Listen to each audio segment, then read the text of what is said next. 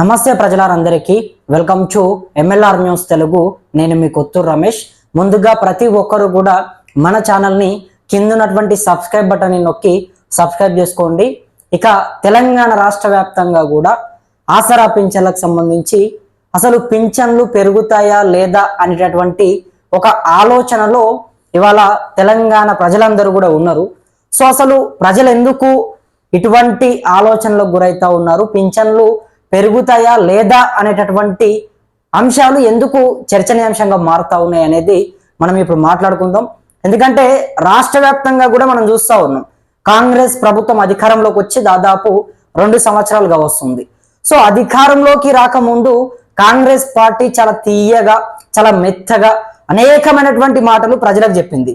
So ప్రజలకు చెప్పినటువంటి మాటలు అధికారం రాగానే ఆ మాటలని పక్కన పెట్టింది అని చెప్పేసి కొంతమంది ప్రజలు అక్కడక్కడ మాట్లాడుతూ ఉన్నారు. సో మరి ఆసరా పింఛన్లు ఎందుకు పెరగట్లేదు, అసలు ఆసరా పింఛన్లు పెరుగుతాయా లేదా అనేటటువంటి టెన్షన్ ఇవాళ చాలా మంది పడతా ఉన్నారు. ఎందుకు పడతా ఉన్నారు అంటే వాళ్ళందరూ కూడా ఇవాళ కాంగ్రెస్ పార్టీ తెలంగాణ రాష్ట్రంలో అధికారంలోకి వచ్చిందంటే వృద్ధులు కానీ, వికలాంగులు కానీ, వితంతువులు కానీ వీళ్ళంతా కూడా కారణం. వాళ్ళందరూ కూడా వాళ్ళ పింఛన్లు పెంచుతారు అనేటటువంటి ఒక ఆశతోని పింఛన్లు పెరిగితే మనకు కూడా డబ్బులు దేనికో ఒక దానికి ఉపయోగపడతాయి. డబ్బులు ప్రతి దానికి కూడా మనం కొనాలంటే నిత్యావసర సరుకులు ఎక్కడికక్కడ ధరలు పెరిగిపోయినాయి కాబట్టి ఆసరా పింఛన్లు కూడా మనకు పెంచితే డబ్బులని ఖర్చు పెట్టుకోవడానికి మనకి ఇంకా బాగుంటది అని చెప్పేసి చాలా మంది కూడా అనుకొని తెలంగాణ రాష్ట్రంలో ఇవాళ కాంగ్రెస్ పార్టీని అధికారంలోకి తీసుకొని వచ్చారు. కానీ కాంగ్రెస్ పార్టీ వాళ్ళ అధికారంలోకి వచ్చిన తర్వాత 2 సంవత్సరాలు అయితే ఉంది. దాదాపు ఇప్పటి వరకు ఆసరా పింఛన్ల గురించి కానీ, పింఛన్ల పెంపుకు సంబంధించినటువంటి అంశం కానీ ఎక్కడ కూడా తెరపైకి తీసుకొచ్చేటటువంటి ప్రయత్నం చేయలేదు. అక్కడక్కడ కొంతమంది మాట్లాడుతూ ఉన్నారు.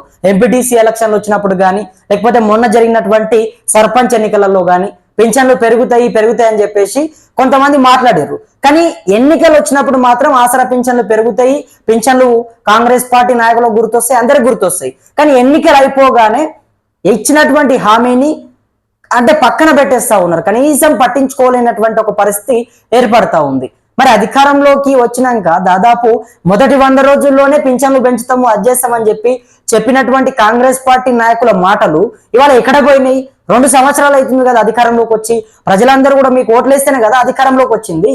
మరి అటువంటి ప్రజలని మాట ఇచ్చి ఎందుకు మోసం చేస్తా ఉన్నారు? వృద్ధులందరికీ కూడా ఆసరా పింఛన్లు పెంపు చేస్తామని చెప్పారు కదా.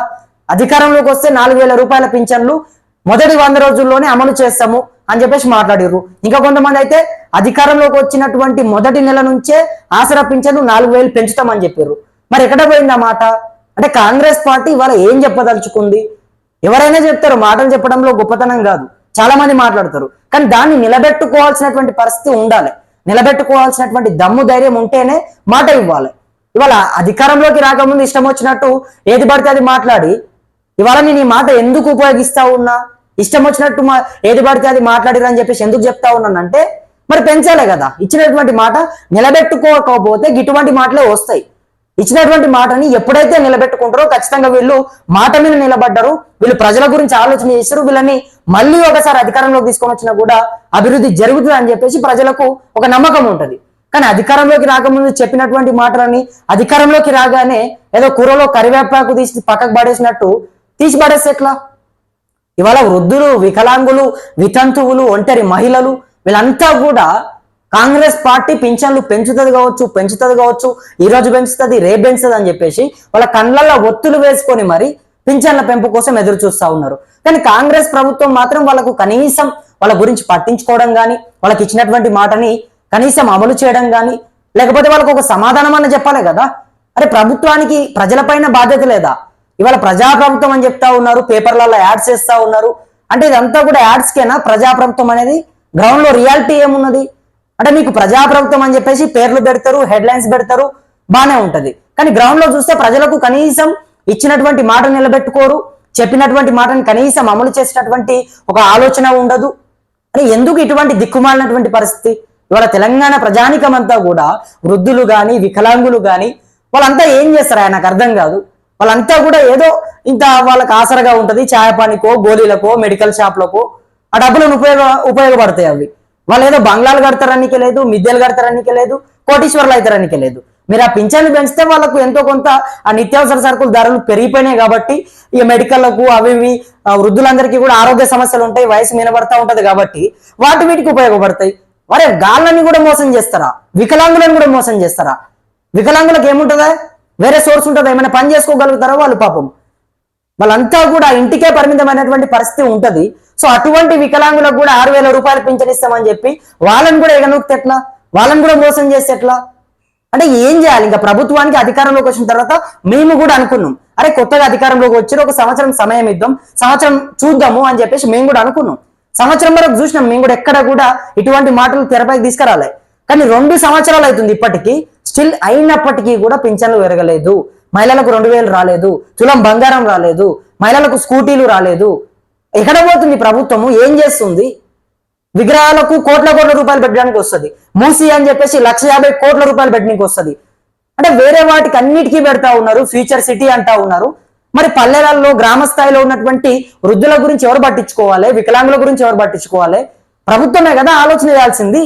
ఇవాళ అధికారంలోకి వచ్చి కుర్చీలో కూర్చున్నారంటే కారణం ఎవరు? ఒకసారి మీరు ఆలోచన చేసుకోండి. అది ఆలోచన చేసుకోకుండా ఇష్టం వచ్చినట్టు క్యాబినెట్ భేటీలు పెడతా ఉన్నారు, సమావేశం అవుతా ఉన్నారు.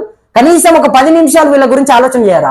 ముఖ్యమంత్రి గారు 24 గంటలు డ్యూటీ చేస్తా ఉన్నా, అసలు సెలవు తీసుకోవట్లేదు, ప్రజల కోసం చేస్తా ఉన్నా అంటా ఉన్నారు. హ్యాట్స్ ఆఫ్ చెప్తాం, ప్రజల కోసం చేస్తున్నారు కాబట్టి హ్యాట్స్ ఆఫ్ చెప్తాం. కానీ అందులో ఉన్నటువంటి ఆసరా పింఛన్దారులు అందరూ ఎందుకు గుర్తుకు రావట్లేదు మీకు? లక్షల మంది ఉన్నారు కదా. అన్ని లక్షల మంది ఇవాళ పింఛన్ల కోసం వాళ్ళ కళ్ళలో ఒత్తులేసుకొని ఎదురు చూస్తూ ఉంటే పెంచుతారు కావచ్చు అని చెప్పేసి మీ పైన ఉన్నటువంటి నమ్మకము గౌరవము పోకుండా అట్లనే పెట్టుకొని వాళ్ళంతా కూడా దిగమింగుతోని ఎదురు చూస్తూ ఉంటే మీరు దాన్ని నిలబెట్టుకోకపోతే ఎట్లా? అంటే ప్రభుత్వం ఇవాళ ఎవరి గురించి ఆలోచన చేస్తుంది? అంటే వేరే విగ్రహాల కోట్ల రూపాయలు పెడతారా? ఫ్యూచర్ సిటీ అని చెప్పేసి పెట్టండి, మీరు కాదనట్లేదు, డెవలప్మెంట్ చేయండి, తప్పులేదు. కానీ ఇక్కడ ఇచ్చినటువంటి మాట వీళ్ళని కూడా చూడాలి కదా, వీళ్ళని కూడా పట్టించుకోవాలి కదా. ఏం చేస్తున్నారు మరి ప్రభుత్వం? అధికారులు ఎక్కడ పోయారు? మాటలు ఎక్కడ పోయినాయి? ఆనాడేమో తీయగా మాట్లాడిర్రు, మరి ఇక్కడ ఇప్పుడు అధికారంలోకి వచ్చిన తర్వాతనేమో ఆ మాటలన్నీ కూడా గంగల ముంచేసిర్రు, గాలి గట్టుకుపోయినాయి ఆ మాటలన్నీ. మరి ఇక వృద్ధులు వికలాంగులందరూ కూడా అన్న ఏమైంది, ఎందుకు పెరగట్లేదు అని చెప్పేసి మమ్మల్ని అడుగుతా ఉన్నారు. ఏం చెప్పాలి వాళ్ళకి? సమాధానం ఏం చెప్పాలి? చెప్పండి మరి, రేవంత్ రెడ్డి గారు చెప్పండి. ఆసరా పింఛన్ల గురించి అయితే రాష్ట్ర వ్యాప్తంగా కూడా వృద్ధులు వికలాంగులందరూ కూడా ఒంటరి మహిళలు అంతా కూడా తీవ్రమైనటువంటి వాళ్ళంతా కోపంతో ఉన్నారు, ప్రభుత్వం పైన ఆగ్రహం వ్యక్తం చేస్తా ఉన్నారు. సో మరి ప్రభుత్వం వాళ్ళకి సమాధానం చెప్పకపోతే గనక ఖచ్చితంగా వాళ్ళు ప్రభుత్వానికి బుద్ధి చెప్తారు.